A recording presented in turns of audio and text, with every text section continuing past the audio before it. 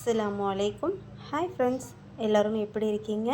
இன்றைக்கி சிக்கன் எடுத்துருக்கீங்க அப்படின்னா மறக்காமல் இந்த டிப்பை ஃபாலோ பண்ணி சிக்கன் 65 செஞ்சு பாருங்கள். மசாலா ஒட்டிட்டு பிரியாமல் சூப்பராக அப்படியே வந்துடும். டேஸ்ட்டும் அதே சமயம் ரொம்பவே சூப்பராக இருக்கும். இப்போ நம்ம சிக்கன் எடுத்தாலும் கொஞ்சம் 65யும் செஞ்சு வச்சுருவோம் இல்லையா? நம்ம குழந்தைங்க அதை தானே விரும்பி சாப்பிட்றாங்க. ஸோ இந்த டிப்பை நீங்கள் ஃபாலோ பண்ணிங்க அப்படின்னா ரொம்பவே சாஃப்டாகவும் அதே சமயம் கிறிஸ்பியாகவும் இருக்கும். கண்டிப்பாக உங்களோட சிக்கன் எல்லோரும் பாராட்டுற மாதிரி இருக்கும் இந்த டிப்பை ஃபாலோ பண்ணி செஞ்சீங்க அப்படின்னா.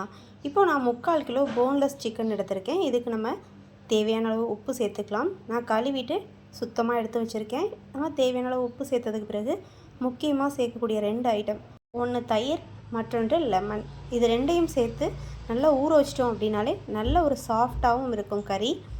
எந்த வினிகர் அந்த மாதிரி எதுவுமே சேர்க்க தேவையில்லை. இது 2 மட்டும் வந்து உப்பு கூட இதை சேர்த்து நீங்கள் சமைக்க டைம் இல்லை, ஃபஸ்ட்டு வந்து இந்த போட்டு ஊற வச்சிட்டிங்க அப்படின்னாலே போதும். நல்லா வந்து அதில் சார்ந்துட்டுருக்கும் உப்பு புளிப்பு எல்லாம்.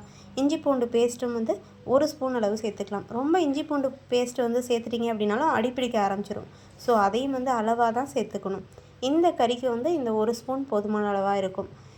இதில் நல்லா ஃபுல்லாக 1 ஸ்பூன் அளவு சேர்த்துட்டு நல்லா எல்லா பக்கமும் படுற மாதிரி நல்லா கிளறி விட்டுருங்க.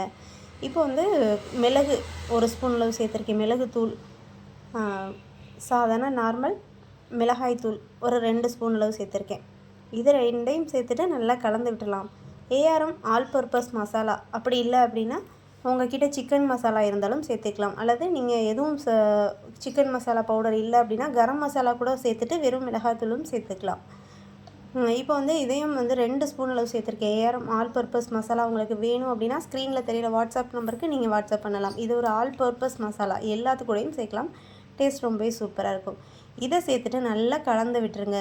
எல்லா பக்கமும் படுற மாதிரி நல்லா கலந்து விட்டுட்டோம் அப்படின்னா இதுவே நல்லா ஊறிட்டு இருக்கட்டும். அடுத்த வேலையை நம்ம செய்ய ஆரம்பிச்சிடலாம்.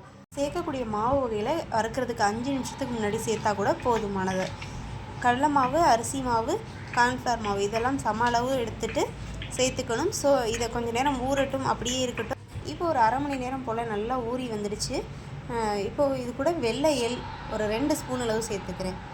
வெள்ளை எள் சேர்க்குறதுனால பார்க்கவும் நல்லாயிருக்கும், டேஸ்ட்டும் வந்து ரொம்பவே சூப்பராக இருக்கும். உங்கள்கிட்ட இருந்தது அப்படின்னா சேர்த்துக்கலாம். இதுக்காக ஃபுட் கலர் ஏதாவது வேணாலும் சேர்த்துக்கலாம். நான் இன்றைக்கி ஃபுட் கலர் எதுவும் சேர்க்கலை.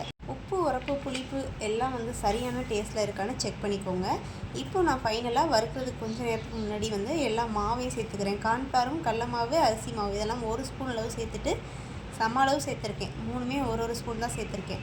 இப்போ இதை ஒரு கிளறி விட்டுட்டு கொஞ்சமாக எண்ணெயில் கருவேப்பிலை சேர்த்துட்டோம் அப்படின்னா நல்லா அது ஒரு ஃப்ளேவர் நல்லாயிருக்கும். வறுத்து எடுக்கும்போது நல்லா கொஞ்சம் கூடவே எண்ணெய் வச்சுட்டு மசாலா பிரியாமல் நல்லா வறுத்து எடுத்துக்கோங்க. டபுள் சைடும் நல்லா ரோஸ்ட் பண்ணி எடுத்தாச்சு.